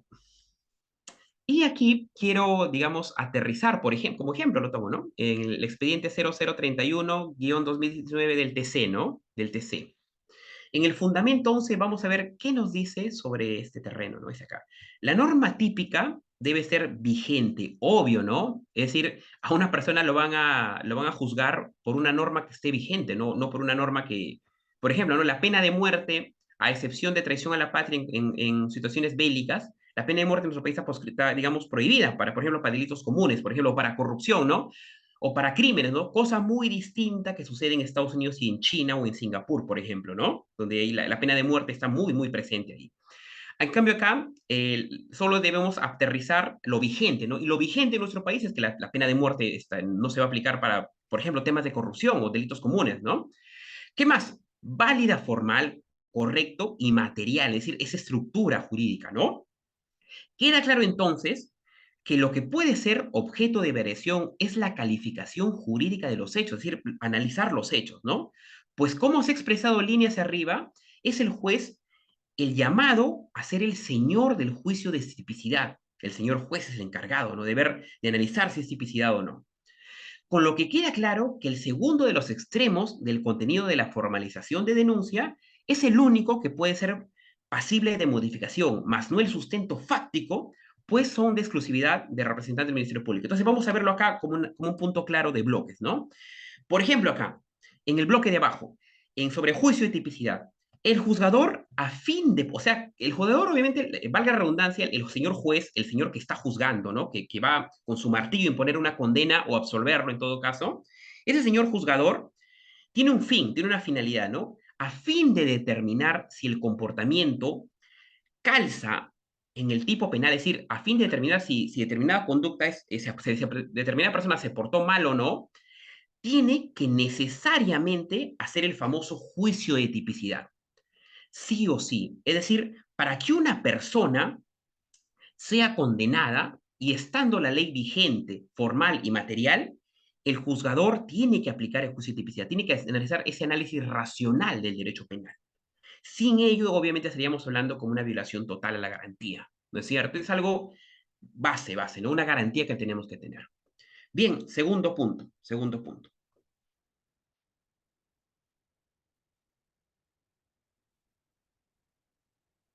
Segundo punto. Ahora, así como hay tipicidad, también hay la tipicidad, ¿no? Que es lo contrario, si lo queremos entender de esa forma, ¿no? La atipicidad. Bien, aquí, antes de ir a la explicación directa, vamos a ver una casación, ¿no? La casación 153-2017 Piura. Acá bueno, acá he tomado lo que considero lo relevante, ¿no? En la tipicidad, ¿no? Vamos a ver tres puntitos acá, ¿no? La existencia del delito previo, condición sine qua non, es decir, condición sine qua non significa sin el cual no, ¿correcto? Por ejemplo, ¿no? Vamos a un ejemplo básico, a ver, decimos, ¿no? Una limonada va a ser dulce, sine qua non tiene que tener azúcar. Es decir, si no tiene azúcar, la limonada no va a ser dulce, ¿no? Como ejemplo, para que se nos quede esa palabrita, ese latinismo, ¿no? Repito, la existencia del delito previo es sine qua non, es decir, sin el cual no, es decir, estrictamente necesario tiene que ser aquí, para la configuración del delito de encubrimiento. Real, obviamente, ¿no? No puede existir encubrimiento típico alguno si un tercero no ha lesionado o puesto en peligro un bien jurídico tutelado por el derecho penal, obviamente, ¿no? Ya que lo que se encubre son los elementos materiales o fácticos del delito precedente. 13.2. Conforme al artículo 405 del Código Penal, la conducta del encubridor se realiza en un momento postconsumativo, obviamente, ¿no? Eso significa que el encubridor no debe haber intervenido como autor o como cómplice. Y 13.4, al no ser sancionable el autoencubrimiento, no resulta típica la conducta imputada por el fiscal. Eso nos dice la jurisprudencia. La jurisprudencia. Bien, ¿cómo lo podemos resumir ahí? Vemos acá la tipicidad, ¿no es cierto? que hemos dicho, ¿no? Como hay tipicidad y atipicidad. A ver, ¿para qué hay una tipicidad? ¿Qué tiene que haber, no? Supone la exclusión de un hecho ilícito. ¿Y esa exclusión del hecho ilícito cuál es? La conducta de la gente no logra adecuarse en lo previsto en el tipo penal. Sí, adelante, Ezequiel. Hay una levantadita de mano. Sí, doctor. Sí, adelante, te escucha, Ezequiel. Sí, Adelante. muy buena su ponencia. Doctor, mi Sí, pregunta así, pero, o sea, la atipicidad también tendría que ver con, por ejemplo, un hurto frustrado, un robo frustrado, o sea, no, no. ¿Por qué? ¿Por qué? Y volvamos, y muy buena pregunta, Ezequiel, muy buena pregunta. A ver, antes de responder tu pregunta, hago un pequeño esbozo, ¿ya? Para que exista atipicidad, o decir, es decir, atipicidad, en resumidas cuentas, es que a alguien no se le castigue o no se le ponga un tipo penal, ¿cierto? No se le impute algo. Entonces, para que exista tipicidad o exista exclusión del tipo penal, eso tiene que estar sí o sí, esa conducta de la gente no debe lograr adecuarse a lo previsto en el tipo penal. Es decir, no, el legislador no ha podido, perdón, el juzgador no puede adecuarlo. Ahora, me preguntabas, la pregunta era, ¿qué pasaba si no lograba cometer el crimen? Esa era la pregunta, estimado Ezequiel. sí, doctor, o sea, por ejemplo, es un ejemplo, ¿no? Yo agarro la piedra, la lanzo, Ya, resulta que me lo agarra la mano y ya no logré, muy bien. ¿no? Finalizar Pero, claro, el ilícito. muy buena pregunta, Ezequiel. Pero ahí estaríamos en una puesta en peligro. ¿Por qué? Porque el derecho penal no solamente sanciona o penaliza, perdón, cuando el bien jurídico ha sido destruido, sino también cuando se ha puesto en peligro el bien jurídico. Ejemplo, una amenaza. A ver, un sicario, a ver. El sicario antes de Ah, accionar, claro, el sicario amenaza, ¿cierto? Pregunta, ¿qué pasa cuando el sicario amenaza y esa persona va con ese audio? Supongamos que el sicario le manda un audio por WhatsApp, ¿no es cierto? Y esa persona va a la policía con ese audio. Eso estaríamos hablando de una extorsión, claramente, ¿no? Vamos a verlo, ¿no? Por claro, ejemplo, cuando una persona pone una bomba y la bomba no revienta, ¿qué sucedería? Ojo, esa bomba está en el carro, pero esa bomba estuvo vencida, por ejemplo. Pero ¿cuál fue la intención de ese sicario? Matar a la persona, ¿no? Pero no estalló la bomba. Pero por el hecho que el bien jurídico no haya sido destruido, no exime de responsabilidad penal, ojo, ¿ah? Porque, a ver, ¿qué es lo que sanciona el derecho penal? En base a lo que nos rige ahora, a ver, en la actualidad, y respondiendo a la pregunta, porque es una excelente pregunta, hay dos modelos, ¿no? El modelo de la teoría volitiva del dolo y la teoría cognoscitiva del dolo. La teoría volitiva del dolo es del maestro Klaus Roxin, y es lo que nos rige, ojo, es lo que nos rige. Y es lo que se da en el mundo mayormente. ¿Qué es lo que pide la teoría volitiva del dolo? Que existan dos elementos, conocimiento y voluntad. A ver, una persona al lanzar la piedra a otro individuo, por ejemplo, ¿no? Juan lanza una piedra a otro individuo, la lanza una roca, ¿no? Una roca, a ver, supongo que pesa medio kilo. A ver, cuando Juan lanza la roca y su objetivo es darle a esa persona, Juan conoce, sabe que al lanzar esa roca va a hacerle daño a esa persona. Hasta la puede matar, ojo, ¿ah? De determinada distancia, la puede matar. Entonces Juan conoce que al lanzar ese elemento duro, fuerte, sólido, va a matar a alguien o va a hacerle daño. Ahora, ¿qué más? Existe la voluntad. ¿Por qué? Porque eso lo ha ideado y lo ha exteriorizado. Juan agarra la piedra y lo lanza. Pregunta, ¿qué sucede? ¿Qué sucede si es que la piedra no le den la cabeza y le den el pie o le da cerquita a él? Juan igual puede denunciar porque el objetivo, el accionar, el desplazamiento ha sido hacer daño a la persona. Es la teoría volitiva. Ahora, ¿qué es la teoría cognoscitiva del dolo? Es donde solamente para que haya dolo y para que se castigue a alguien, solo tiene que haber conocimiento. Solo Juan debe saber, así no haya tenido la voluntad, que al hacer eso va a hacer daño. No sé si respondí la pregunta, estimado Ezequiel. muchas gracias, doctora, muy buena, gracias. A ti, Ezequiel, más bien muy amable, más bien gracias por la atención. Chicos, si hay preguntas así muy buenas, háganlo con total confianza porque nos permite generar un mayor debate, ¿ya? Y nos permite enriquecer más cositas. Así que gracias, Ezequiel, gracias. Bien, continuamos, chicos. A ver, entonces, resumiendo, la tipicidad dice, ¿no? Una conducta va a ser atípica cuando esa conducta no se logre calzar, no logre adecuarse en un tipo penal, ¿no? Y cuando decimos tipo penal, es decir que la descripción no ha aguantado eso, ¿no? No se ha podido, se libra la persona. Bien, Elementos, a ver, elementos. Ujú, ujú. Correcto, listo. Entramos a elementos. Un segundito para ampliar esto.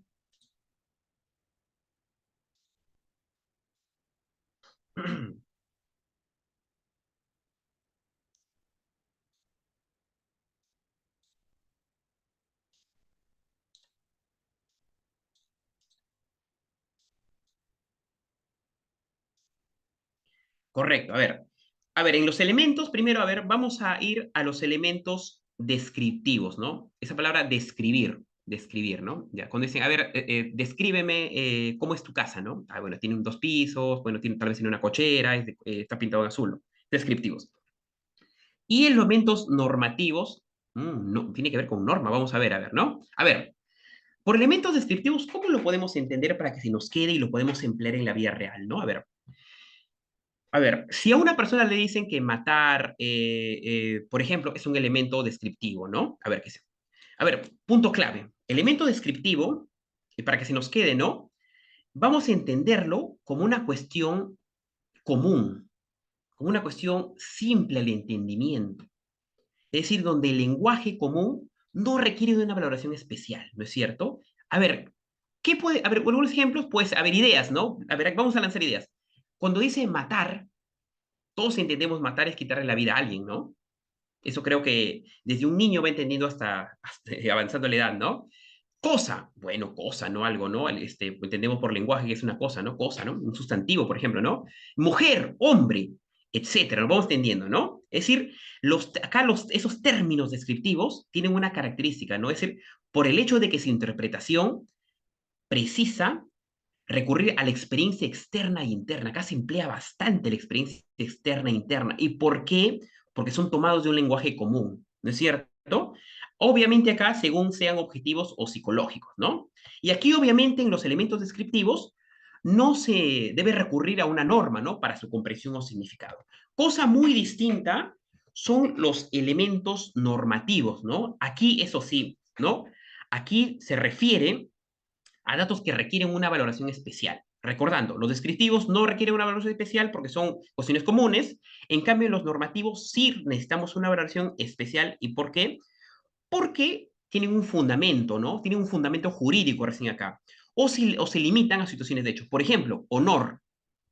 Honor. Cosa mueble. A ver, cuando lo dices, por ejemplo, cosa, o bien mueble o bien inmueble. Por ejemplo, cuando dicen bien mueble o bien inmueble, como que ya hay que conocer un poquito de alguna terminología, ¿no? Funcionario, se dicen, funcionario público. A ver, ¿quién puede ser funcionario público, no? Creo que ahí uno ya empieza a hacer un juicio valorativo, ¿no? Un funcionario público obviamente está regida por una ley distinta que a la ley del régimen privado, podemos decir, ¿no? Por ejemplo, ¿no? A ver, la ley 728 rige el sector privado, ¿no? Y la ley 276 rige a los funcionarios públicos. Como que vamos viendo, entonces entendiendo que el funcionario público va por otro lado, ¿no? ¿Quién puede ser funcionario público? ¿No? A ver, los ministros, los docentes del sector público, ¿no? Personal de salud, o del seguro social, etcétera. Funcionario público, ¿no? Estos términos descriptivos también nos van a dar a entender puntos objetivos o psicológicos claros, ¿no? Bien. A ver, ideas clave. A ver, otro que nos dice acá, concepto, obviamente, ¿y por qué es un concepto unívoco? Es un concepto unívoco, ¿por qué? Porque no es algo común, ¿no? Es algo que está precisado. Por ejemplo, bien inmueble, cuando le decía, un bien inmueble es algo que no se puede mover, ¿no? Una casa, un terreno, ¿no? Cosa que es bien mueble, por ejemplo, un carro, un televisor, ¿no? Se lo podemos mover, ¿no? Y acá obviamente requiere la valoración especial porque tiene una fundamentación jurídica. Ujú. Disculpen, ¿sí se logra ver mi diapositiva? Sí, doctor. Ah, ya, gracias, disculpen chicos, muy amable, gracias. Continuamos entonces, continuamos. Ahora vamos a un punto fuerte, ¿ya? Por ejemplo, tipicidad objetiva y tipicidad subjetiva lo vamos a ver en la próxima clase, porque a consideraciones, ¿no? Veo que es una herramienta fundamental, es decir, ambos son extremadamente amplios. Digo, y cuando digo extremadamente amplios, no lo digo en un sentido negativo, sino en un sentido muy, muy rico en la doctrina y en la aplicación, ¿no? En la jurisprudencia sobre todo, ¿no? Porque ambos tienen unas características muy, pero muy marcadas, ojo, ¿ah? para, digamos, imputar algo, pero subjetivamente hay que conocer muchos elementos. Y sobre todo esta clase, sí o sí tenemos que hacerlo con gráficas y con ejemplos, ¿no? Porque, digamos, para poder tener en claro algo, ¿no? A ver, solamente vamos, para que entender el tema de hoy, vamos a adelantarnos un poco, ¿ya? Vamos a tomar ideas de la próxima clase. Espera un segundito.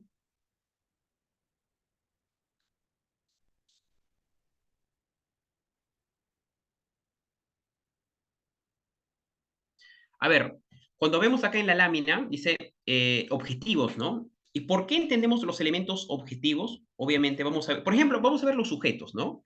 Es decir, en este punto de elementos objetivos, para que haya imputación penal, es decir, para de verdad a alguien imputarle penalmente, tenemos que requerir sí o sí, ojo, al ámbito, a un ámbito, a identificar, ¿no? A tener en claro el ámbito potencial del sujeto, ¿correcto?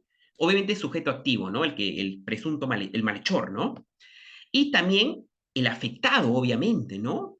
Por el resultado que ocasiona la conducta del sujeto pasivo, ¿no? Es decir, así como, a ver, aquí tenemos que ver a un sujeto activo, que es el que está accionando un mal comportamiento, un dolo, obviamente, un comportamiento negativo, para hacer daño.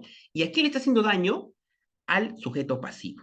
¿No es cierto? Al hacerle daño, ocasiona un daño al bien jurídico.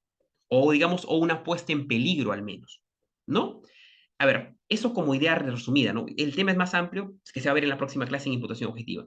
Aquí tenemos que analizar, en ese terreno de elementos objetivos, uno, la conducta típica, ¿no? Y qué es, a ver, solo para conocer qué entendemos por eso, ¿no? Acá vemos, por ejemplo, cuando nos hablan de conducta típica, debemos entender como una descripción, obviamente, ¿no? Del comportamiento, de la conducta en el tipo penal. Y ojo, esto tiene que ser muy concisa, ¿no? También entendiendo y se sobreentiende que tiene que ser concisa, ¿por qué? Porque los tipos legales se estructuran en relación a un proceso de abstracción. Ujú. Otro punto que dice acá, objeto de la acción en la lámina, ¿no? Ya, esto también entendiéndolo como un elemento sobre el que recae materialmente el comportamiento típico, ¿no? Clarísimo. Y acá de la próxima clase sobre imputación objetiva, aquí, digamos, un terreno muy, muy valioso. ¿Por qué? ¿Qué nos permite la imputación objetiva, no? Entendiéndolo, ¿no? Como una utilidad, como la realización de la parte objetiva del tipo, ¿no? Que no se satisface con la concurrencia de los aspectos objetivos de la conducta, ¿no? Claramente, ¿no? Así también podemos entender esta imputación objetiva como la pertenencia objetiva de un hecho descrito en el tipo del autor, claramente, ¿no? A ver, y sobre el segundo punto, solo, digamos, adelantándonos, chicos, sobre elementos subjetivos, que es algo que genera mucha, no sé si confusión, ¿no? Porque si se explica bien con ejemplos, sí se puede entender, ¿no? Pero, por ejemplo, acá vemos dolo, ¿no es cierto? Dolo, y nosotros habíamos hablado, ¿no? Hace unos 15 minutos, poniendo el ejemplo de su compañero Ezequiel, que para que una conducta sea penal, ¿no? Tiene que haber la palabra dolo. Y ya, digamos, si se dan cuenta, anteriormente no se ha mencionado esa palabrita. A partir de ahora, esa palabrita dolo va a estar presente hasta el final. A ver, ¿y por qué? ¿Por qué? Porque es un elemento base, ¿no? Y un elemento para imputar responsabilidad, sobre todo, a la conducta humana, ¿no es cierto? Y este dolo se entiende de que aterriza, ¿no? Sobre el comportamiento. Habíamos dicho que el dolo es, para que exista dolo, tiene que haber sí o sí dos elementos, ¿no? Repitiendo, conocimiento y voluntad. Esa es la teoría volitiva del dolo del maestro Claude Roxin. Roxin que nos dice, ¿no? Que cuando dice que tiene que haber conocimiento, una persona tiene que saber, tener en la mente, que tal comportamiento, tal accionar está prohibida por ley y va a hacer daño. ¿No es cierto? Poner una bomba, agarrar una pistola y disparar, etc. Y cuando se dice voluntad, es porque al desplazar la conducta, voluntariamente, esa persona coge esa arma y dispara. Es decir, todo el accionar de la conducta lo hace, voluntad, tiene esa voluntad para hacer el daño, el teoría del dolo. Cosa muy distinta de la culpa, ¿no? Muy distinta de la culpa. A ver, acá vemos una palabrita, vemos acá dolo de primer grado. Dolo de primer grado. Y vemos acá que también abajito dice dolo de segundo grado y dolo eventual, ¿no? O sea, podrían decirse, pero profesor, cuando me dice dolo, me está diciendo que hay conocimiento y voluntad, pero acá veo que hay primer grado, segundo grado, y se complica la situación, ¿no? Entonces es algo que vamos a ver con más detenimiento, ¿ya? Pero vamos a adelantarnos, a ver. Cuando dice dolo de primer grado, aquí sí o sí está el conocimiento y la voluntad, ¿no? Y la diferenciación del segundo grado es cuando hay conocimiento y voluntad, pero se da por consecuencia necesaria o por daños colaterales. Se empieza a complicarnos. Vamos a ver con un ejemplo entre primer grado y segundo grado. A ver, vamos a imaginarnos que un sicario, ¿no? Que un malhechor, un delincuente, quiere asesinar a un político. ¿No es cierto? Empieza, digamos, a hacer el marcaje al político, ¿no? Ve que el político sale a las 8 de la mañana en su casa con su carro, ¿no? De las 8 de la mañana va, por ejemplo, a tomar desayuno a una cafetería. 9 de la mañana llega a su centro de labores, por ejemplo, el ministerio, ¿no? Un funcionario. Sale a almorzar a las 2 de la tarde y vuelve a las 3 de la tarde a su despacho en el ministerio y así su vida, ¿no? ¿Qué pasa si el sicario dice, no, hey, a ver, el funcionario, el político a las 2 de la tarde va al restaurante Margarita, por ejemplo, ¿no? Y va con su carro y se estaciona ahí su carro. Se baja de su carro y entra al restaurante. Qué hace el malhechor? Pone una bomba, pone una bomba en la parte de abajo, la parte inferior del automóvil, y esa bomba está programada para estallar en media hora. Perdón, en una hora, ¿no? el, el, el, el político termina de comer a las 12:55, por ejemplo, sube a las 3 de la tarde a su carro y su carro estalla. Estalla el carro. Al estallar el carro, al estallar el carro, obviamente el bien jurídico a la vida del político fenece, ¿no? Entonces, ¿qué ha habido ahí? Al poner esa bomba, conocimiento y voluntad para hacer daño a un sujeto punto, a un punto claro, a un punto determinado. Ahora, vamos con otro ejemplo, dolo de segundo grado, a ver, que es algo que vamos a ver en la próxima clase con más ejemplos, ¿ya? Pero, y con casos sobre todo, pero para que se nos quede la idea nada más en el terreno. Dolo de segundo grado, a ver, vamos a suponer que ese político ya no conduce su carro, sino ese político contrata a un chofer y contrata un guardaespaldas, ¿no? Sale a las 8 de la mañana en su casa, el chofer conduce el automóvil, el político se sienta a la derecha y el guardaespaldas a su izquierda. Entonces hay tres personas en un carro. El sicario quiere asesinar solamente al político. O sea, el punto de mira, al sicario le van a pagar por asesinar al político. Pero pregunta, el sicario empieza a analizar el comportamiento, ¿no? Su día a día del político y de su personal, ¿no? El chofer y el guardaespaldas, y ve, ¿no? Que sale a las 8 de la mañana a su domicilio, 9 de la mañana van a tomar desayuno, 2 de la tarde van a almorzar, 3:30 de la tarde vuelven a su despacho, 6 de la tarde salen del trabajo, 7:30 de la tarde, 7:30 de la noche están en su centro, en su casa, cada uno en su casa. Entonces empieza a analizar el sicario. El sicario pone una bomba a ver, vamos a ver. El sicario empieza varios días después a ver que a las 3 de la tarde, perdón, a que a las 2:30 se encuentran en el restaurante, ¿no? Entonces, llega la hora, 2 de la tarde, el chofer lleva al político y el guardaespaldas al restaurante Margarita, baja el chofer, baja el político y baja el guardaespaldas, y los tres van a comer, los tres, repitiendo que el sicario solamente quiere asesinar al político porque por él le van a pagar, ¿no es cierto? Entonces, ¿qué pasa? ¿Qué pasa? Bajan y empiezan a almorzar. Bueno, comen y mientras están almorzando, el sicario sigilosamente deja la bomba en el automóvil, ¿no? El sicario huye, termina de almorzar el político, el guardaespaldas, el chofer, suben al automóvil y prenden el automóvil y estalla la bomba. Fallece el político, fallece el piloto y fallece el guardaespaldas. La pregunta viene aquí. En el ejemplo anterior habíamos dicho que hay dolo de primer grado, o dolo directo también se le llama, cuando el sujeto activo, es decir, el sicario, tiene determinado a quién asesinar. ¿No es cierto? Vemos que se da dolo de primer grado porque mató al político en el primer ejemplo. En el segundo ejemplo, fallece el político, fallece el piloto y fallece el guardaespaldas. Ahora bien, ¿cómo lo diferencia? A ver, al momento se captura al sicario. Y al capturar al sicario, vemos que se empieza a analizar la figura jurídica. la figura jurídica. Entonces, se pregunta, ¿no? ¿Dónde hay primer grado y dónde hay segundo grado? A ver, el juez dice lo siguiente, va a haber dolo de primer grado en el caso del político. ¿Por qué? Porque el punto de mira fue él. El sicario quería asesinarlo a él, porque por eso le iban a pagar. Y habría dolo de segundo grado en el piloto y en el guardaespaldas. Pero me decir, pero profesor, pero los tres perdieron la vida, los tres salieron, digamos, murieron por la bomba, los tres fenecieron, el bien jurídico es el mismo. Pero cuidado, ¿qué dice el campo doctrinario y aplicativo en nuestro país?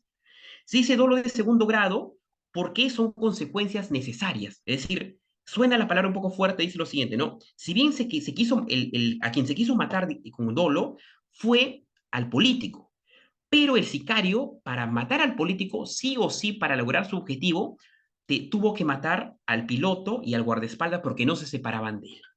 Si bien no quiso asesinar a los guardaespaldas y al piloto, pero tuvo que hacerlo para lograr su cometido. Por eso cuando se encasilla dolo de primer grado al político, porque fue directamente hacia él, pero es dolo de segundo grado al piloto y al guardaespaldas. ¿Por qué? Porque sí o sí tuvo que hacerlo para lograr su cometido. ¿Correcto? Ese es un ejemplo. Un ejemplo muy clásico, ¿no? Bien. Bien, ¿me da un segundito, por favor? Para continuar, un segundito.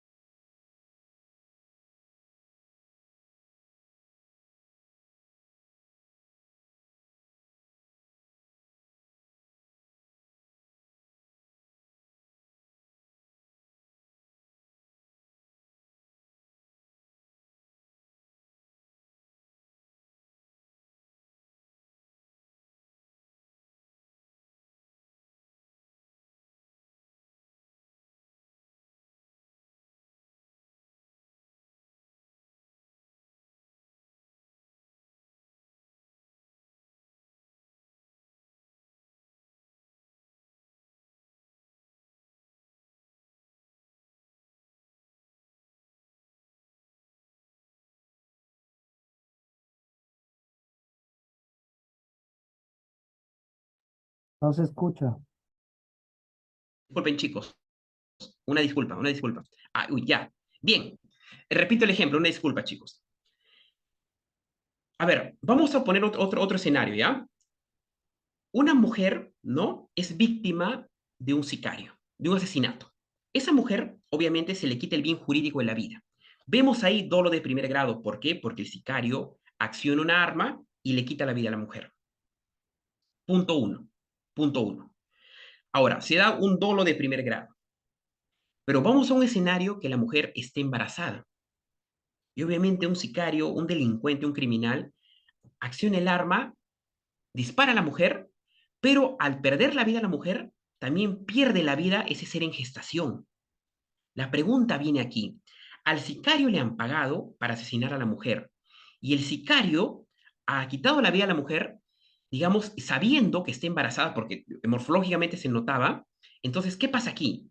Hay dos vidas ahí, ¿no es cierto? En base a nuestra legislación. El concebido ya se considera una vida. Por ende, Hay dolo de primer grado cuando se le quita la vida a la mujer y hay dolo de segundo grado para la vida del ser en gestación. Punto claro. Ujú.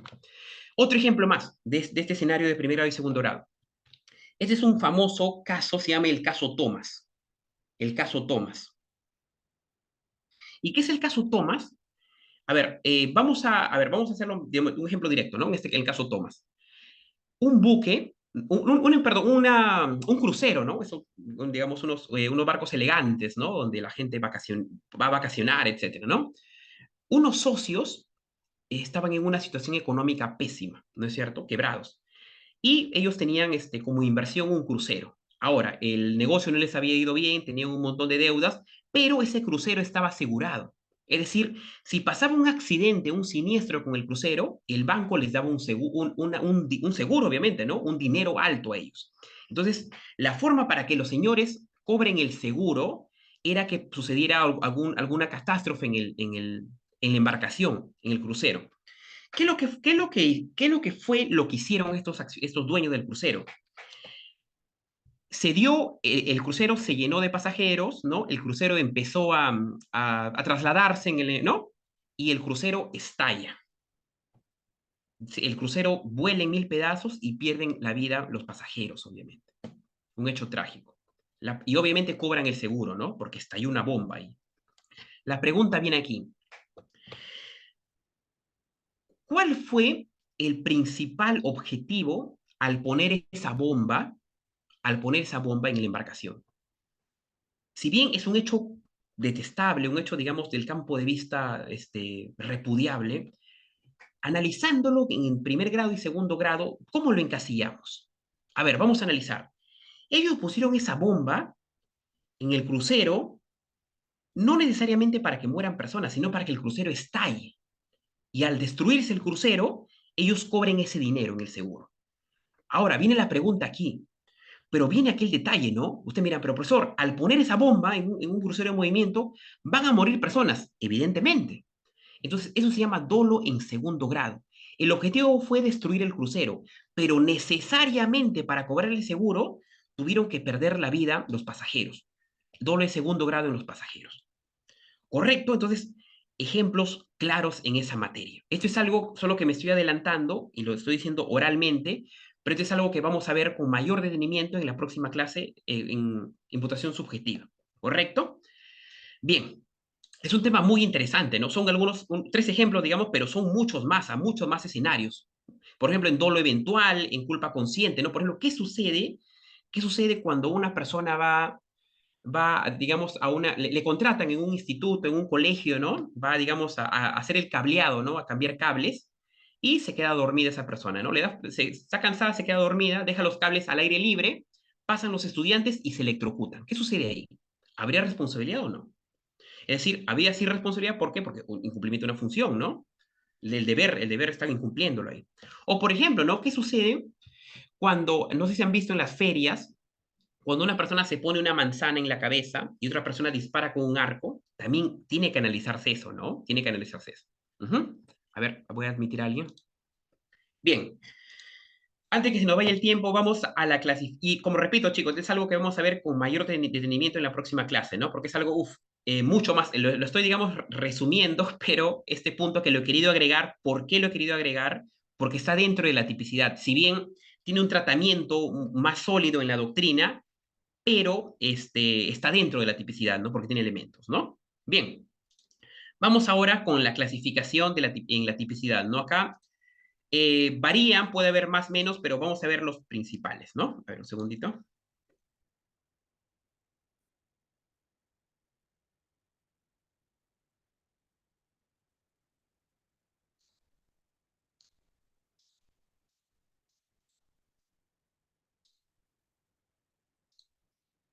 Bien, sí se logra ver las diapositivas. Ujú, correcto. Bien, acá los elementos, perdón, en la clasificación es analizar la tipicidad, cómo se da, ¿no? A ver, se dará de la misma manera cuando es una persona, cuando son varias personas, cuando dependiendo qué tan valioso es el bien jurídico, en jerarquía, etcétera, ¿no? Vamos a analizarlo, a ver. En estructura también, cómo es estructurado el tipo, ¿no? Vamos a analizarlo. Ujú. Punto uno, a ver. La clasificación de la tipicidad de acuerdo a su estructura, ¿no? A su estructura. Acá vemos dos bloques, ¿no? Vemos uno que es el tipo básico y el tipo derivado, ¿no? Por tipo básico, en líneas generales podemos entender, ¿no? Como, a ver, vamos a poner que es el modelo de la conducta prohibitiva, ¿no? Modelo de la conducta prohibitiva. Y también esto nos ayuda, ¿por qué? Porque es el comienzo, es el punto de partida para el análisis de la figura delictiva. Por eso es el punto base, ¿no? Punto de partida y este es el base porque es el modelo de la conducta prohibida, ¿no? Acá sí no contiene atenuantes ni agravantes, ¿no? Ejemplos, pues acá, por ejemplo, están incrustadas las lesiones y el homicidio, por ejemplo, ¿no? Sobre tipos derivados, ujú, acá, ¿por qué se llama tipos derivados? Porque además de tener el tipo base, es decir, el modelo, ¿no? Estos sí contienen circunstancias atenuantes o agravantes. Ejemplo, ¿no? ¿Será lo mismo un robo con, digamos, solamente arranchando con violencia a alguien que un robo con una pistola? No es lo mismo, ¿no? El robo agravado, ¿no? O será lo mismo hurtar, por ejemplo, una computadora y estando por ejemplo, vamos a suponer que Juan alquila el segundo piso a su inquilina Marta. Marta sale a trabajar y Juan de noche, y cuando obviamente la casa está, el segundo piso alquilado, deshabitado, Juan, como tiene la llave del segundo piso que está alquilando, entra y roba sus cosas. Perdón, hurta sus cosas, perdón, hurta las cosas. A ver, entonces ahí será un hurto agravado. ¿Por qué? Porque es de noche y está empleando una ventaja, ¿no? Él como arrendatario, como dueño de la llave del segundo piso, saca las cosas, ¿no? Entonces, derivado. Entonces, tipo base es el modelo, ¿no? Es lo establecido en la descripción típica y el derivado se le llama ¿por qué? Porque acá tenemos que analizar atenuantes o agravantes, ¿no? Exacto. Ujú. Bien, otro modelo, a ver. De la relación entre la acción y el objeto, correcto, ¿no? Entre la acción y el objeto de la acción, ¿no? A ver, en el tipo de resultado, acá, ¿qué es lo que se busca, no? Acá lo que se busca es castigar el cambio o modificación que esa conducta genera en la realidad. Ejemplos, homicidio, delitos contra la libertad sexual, lesiones. Y acá otro punto importante es que estos pueden extenderse en el tiempo, ¿no? Los famosos delitos permanentes, ¿no? Secuestro, desaparición forzada, ¿no? Y sobre los tipos de mera actividad, acá la sanción recae en el simple comportamiento de la gente, ¿no? Esto obviamente es independiente de su resultado material o peligro alguno. Mientras en el tipo de resultado lo que se castiga es el cambio en la realidad. No es cierto que digamos, altere la realidad. En cambio, el tipo de mera actividad se sanciona el comportamiento independientemente del resultado material, es decir, independientemente si haya cambiado o no la realidad, ojo, ¿ah? Clarísimo ahí, ¿no? Como ejemplo podemos saber ahí la asociación ilícita para delinquir, ¿no? O la posesión con fines de comercialización de droga, ¿no? Así hay afectado, ¿no? Basta que hayas tenido droga en tu, digamos, una gran cantidad de droga para que sea condenable, ¿no? Ujú.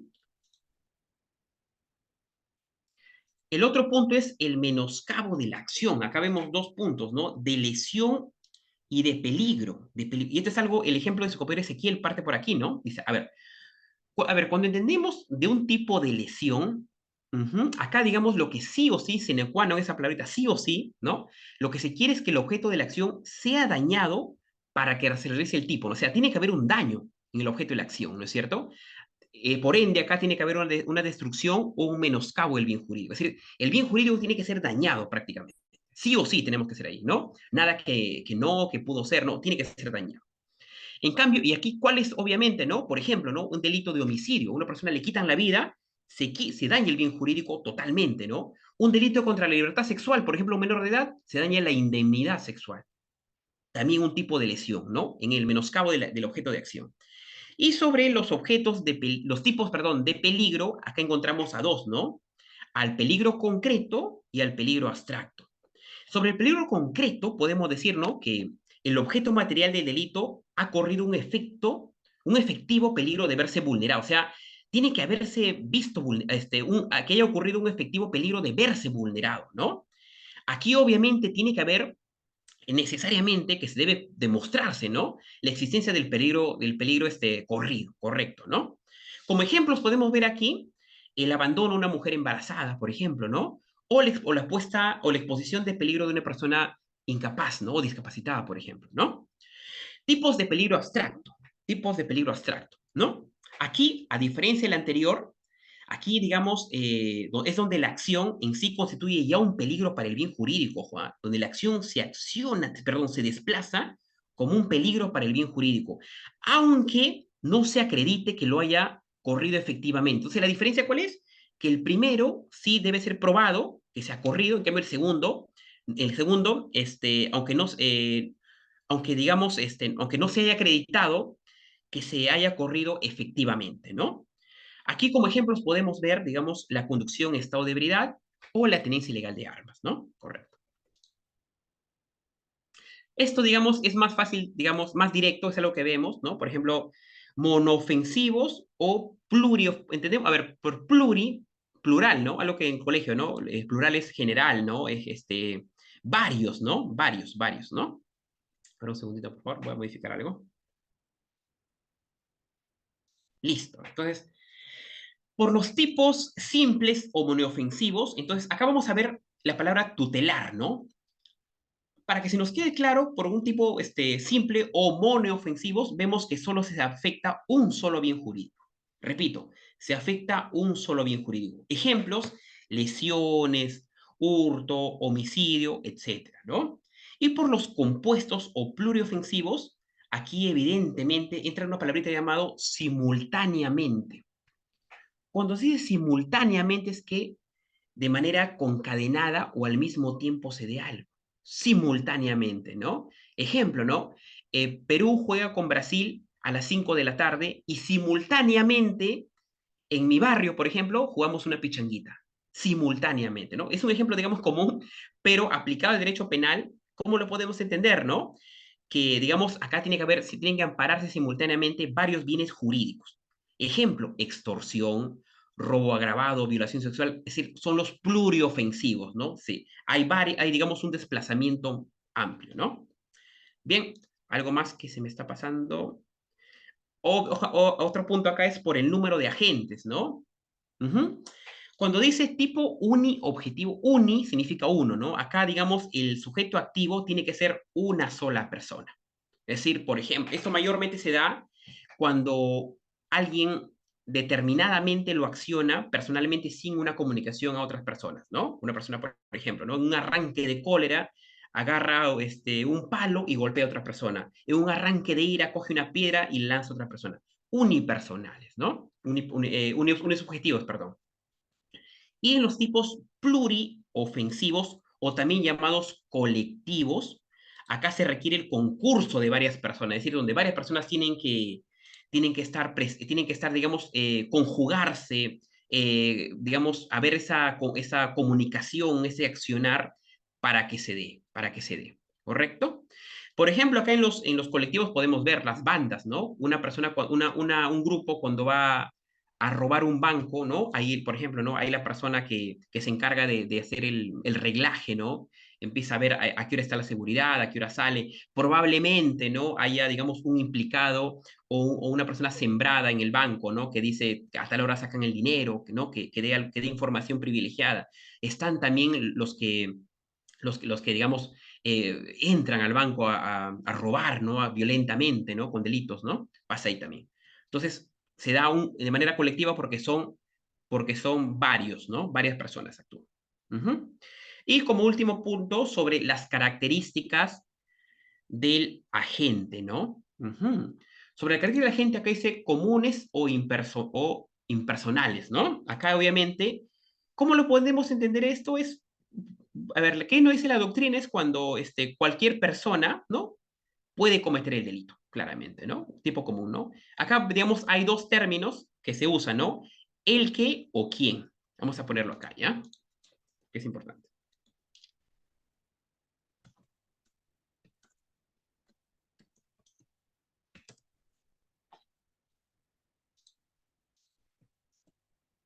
Y esto de aquí, estas palabritas, el que o quién, están muy presentes, por ejemplo, ¿no? Cuando uno agarra el Código Penal y dice, ¿no? El que cometió tal cosa ¿quién? ¿No? Por ejemplo, en el delito de feminicidio dice, ¿no? El que le quita la vida a una mujer, por ejemplo, ¿no? El que hace tal accionar, ¿no? Es decir, lo hace solamente va de manera común, de manera general aquí, no especifica algo. Cosa muy distinta en los tipos especiales, ¿no? Donde acá entra a tallar, digamos, personas con un determinado cargo, hasta podríamos llamarlo con una determinada ventaja, ¿no? Porque no es lo mismo una persona de a pie, por ejemplo, ¿no? Un ciudadano, ¿no? Correcto, ¿no? Un buen ciudadano que, digamos, que el día a día no tiene funciones claras, que, por ejemplo, ¿no? Un ministro o un funcionario de alto, o un fiscal, ¿no? De alto rango, supongamos, ¿no? El tratamiento va a ser distinto, obviamente, ¿no? Tanto así, por ejemplo, en el Código Procesal Penal hay un capítulo llamado Delitos, Procesos Especiales, donde la investigación es muy distinta a una persona de a pie, ¿no? Cuando, por ejemplo, quieren procesar a un ministro o a un funcionario de alto rango, va a ser muy distinta esa forma del tratamiento procesal penal, ¿no? Aquí en los tipos especiales vemos el propio y el impropio, ¿no? Aquí en el propio, para que digamos entenderlo claramente, es donde se exige, ¿no? Que el sujeto activo, es decir, el malhechor, ¿no? Tenga una cualidad o característica especial, lo que estamos diciendo, ¿no? Y acá obviamente solo pueden entrar en este saco, en este bloque, como autores, obviamente, ¿no? Aquellos que tuvieran las condiciones señaladas en el tipo, ¿no? Además, también, estos delitos se forma un círculo cerrado de autores, ¿no? El famoso intraneus, ¿no? Obviamente, ¿a qué podemos ver aquí, por ejemplo, ¿no? El peculado, ¿no? Que es, un tema de corrupción de funcionarios, ¿no? Peculado, es decir, tratar de corromper el sector público, ¿no? Y entendiéndose que el bien, a ver, cuando hay corrupción en el Estado, ¿qué bien jurídico se perjudica, no? Según la doctrina y en la legislación lo que se perjudica es el correcto funcionamiento del sector público, el bien jurídico. Y obviamente entonces se entiende de que un funcionario público tiene unas características propias, ¿no? Que una persona que no lo es, ¿no? De a pie. También vemos acá malversación de fondos, ¿no? Que hay varios casos sobre ese tema, ¿no? Malversar fondos, ¿no? Abuso de autoridad también, el abuso de autoridad, es decir, cuando un funcionario, digamos, no tiene una ética o no se ciña a una ley orgánica de un comportamiento correcto, ¿no? Abuso de autoridad. Y sobre el tipo especial impropio, digamos, acá la condición especial que se requiere, ¿no? Una condición, tiene que ser única, ¿no? ¿Y qué tiene que ser acá? Tiene que cumplir la función de agravante. Tiene que ser, mientras el otro no, acá sí tiene que haber una función de agravante, ¿no? Por ejemplo, ¿no? En el tráfico ilícito de drogas, agravado por la condición de funcionario agente, ¿no? Vamos a suponer que, digamos, no es lo mismo que se trafique, que, por ejemplo, un burrier a que, por ejemplo, en ese tema esté implicado un policía, por ejemplo, ¿no? Un policía, un personal de seguridad del aeropuerto, supongamos, ¿no? Es muy distinto el tratamiento. Hay un tema de agravante, ¿no? O, por ejemplo, ¿no? Vamos a imaginar un colegio donde el docente abusa de un escolar, ¿no? Vemos ahí que el docente tiene, digamos, una ventaja, ¿no? Por el poder que tiene, o un chantaje, ¿no? O las universidades, ¿no? Donde un mal profesor, por ejemplo, para poner una nota, chantajea a un estudiante, ¿no? Digamos, un tipo especial impropio donde hay un agravante, ¿no? Porque tiene esa ventaja esa persona. Bien, bien, esto es digamos, la estructuración de la tipificación visto desde el punto de vista doctrinario, ¿no es cierto? Aterrizándolo la diferenciación, las funciones que tiene esto, la función seleccionadora, la garantista, la indiciaria, ¿no? Y también los juicios de tipicidad o atipicidad, ¿no? Lo que hemos visto, lo que digamos contrario a lo típico, ¿no? Al tipo penal. También elementos descriptivos. Y volviendo aquí, estimados estudiantes, esto es algo que vamos a ver la próxima clase, imputación objetiva e imputación subjetiva, ¿no? Vamos a ver en qué escenario se da, ¿no? Porque es un tema muy, muy polémico hasta ahora, ¿no? Es decir, hay múltiples escenarios donde se da, ¿no? Y cada uno tiene una definición propia, ¿no? Bien, si hubiera alguna pregunta de mi parte, encantado, encantado, me les agradezco por la atención y si no, nos vemos el próximo miércoles, el miércoles, si no me equivoco, miércoles 20, claro, miércoles 20 a las 7 de la noche. Nuevamente, entonces, si no hay ninguna pregunta, les agradezco por su Doctor, atención. Sí, adelante, Ezequiel, adelante. sí, doctor. No, gracias por su ponencia, doctor, sobre la teoría del delito, muy buena. No, no sé si a manera de favor, Sí, adelante, si quieres, sí. algún libro que pueda alimentar Ah, esta rama a su criterio que nos pueda recomendar, doctor, le agradecería bastante. muy bien, excelente. Mira, mira, digamos, a ver, vamos partiendo, ¿no? La obra, digamos, una obra que yo, digamos, me encantó, ¿no? Que, digamos, fue lo que me decantó por el derecho penal, ¿no? Es del maestro Felipe Villavicencio, que como habrán visto acá he citado bastante, es Derecho Penal, parte general. Es una obra donde el maestro Felipe Villavicencio, digamos, aborda, o sea, la teoría del delito, pero lo hace con un recorrido histórico, con un recorrido filosófico, tomando, digamos, y ojo, lo que también es muy valioso ahí, el profesor Villavicencio toma, digamos, análisis comparados del mundo, qué sucede en Alemania, en España, es una obra brillante. Otro sobre teoría del delito propiamente dicho, muy práctico, por ejemplo, ¿no? El profesor Iván Meini, por ejemplo, tiene una obra muy, muy, muy buena en ese sentido. Otra obra, y es parte general del profesor Percy García Cabero, también una obra fundamental para este análisis, ¿no? Donde también aborda, hace un viaje prácticamente en la historia del derecho penal, tomando elementos de Alemania, de España, cómo se ha estructurado, y una obra para la próxima clase, creo que lo tengo acá ese libro, a ver, un segundito me dan, por favor, creo que lo tengo aquí.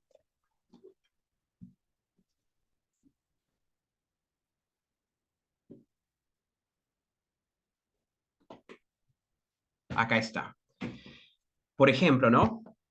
El profesor Bernardo Feijó Sánchez, se llama Imputación Objetiva. También muy, muy buena, también, muy buena. También recomendándoles por qué, porque tiene que ver con la clase, con la próxima clase, ¿no? Con la próxima clase. Ujú. Bien, entonces, a ver, recapitulando, ¿no? Teoría del delito del profesor Iván Meini, y para, digamos, como un reforzamiento muy, muy bueno, ¿no? El profesor Percy García Cabero, el profesor Felipe Villavicencio, ¿no? Digamos, abordan la parte general, pero en la parte de teoría del delito le dan un tratamiento muy, muy, muy enriquecedor, ¿no? Es más, como le repito, ¿no? Muchas, muchas de los conceptos, como se puede dar cuenta, son de esos libros. Ujú. Esos libros. Por ejemplo, acá cuando trata sobre el principio de legalidad, ¿no? Sobre parte general. Bien, espero, estimado Ezequiel, haber respondido a tu pregunta. Si hubiera otra, de mi parte, encantado. Muchas gracias, doctor, lo máximo. Gracias, estimado Ezequiel, por tus palabras. Bien, bien, chicos, entonces nuevamente les agradezco por su atención. Ha sido una clase muy, muy agradable. Es un tema que me gusta mucho. Entonces, nos vemos el próximo miércoles, el miércoles 20 de diciembre a las 7 de la noche. Bien, chicos, muchas gracias y bonitas noches. Cuídense mucho. Nos vemos la próxima semana. Hasta luego.